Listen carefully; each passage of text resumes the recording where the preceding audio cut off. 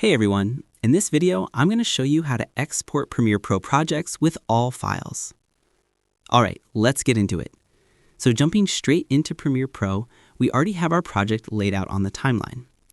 Now let's say you want to export your project with all of its assets, your media, music, images, videos, literally everything you used.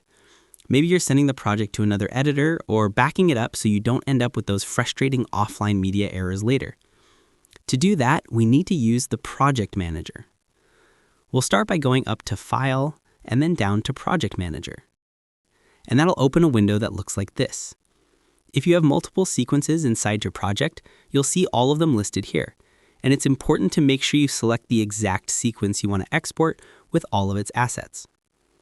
With the correct sequence selected, look down at the Resulting Projects section. In this case, I'm choosing Collect Files and Copy to a New Location. What this option does is gather every single file your project is using and create a fresh folder containing everything neatly together. Next, we need to set the destination path. This is where the new project folder will live, along with all of the media that gets collected. So we'll click Browse and choose a new home for this project. You can also create a new folder and select that one. Now take a look at the disk space section.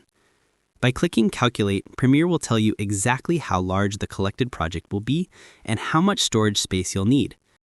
This is especially helpful if you're saving to an external drive so you don't run out of space mid-export. Once that's done, check the options on the right side.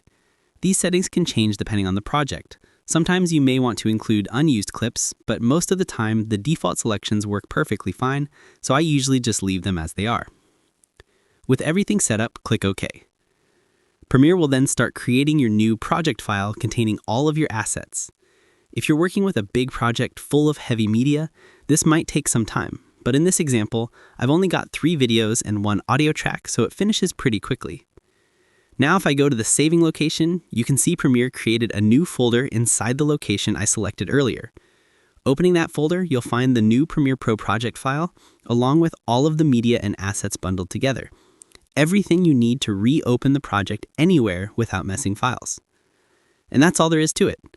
If this tutorial helped you out, make sure to like and subscribe for more helpful guides.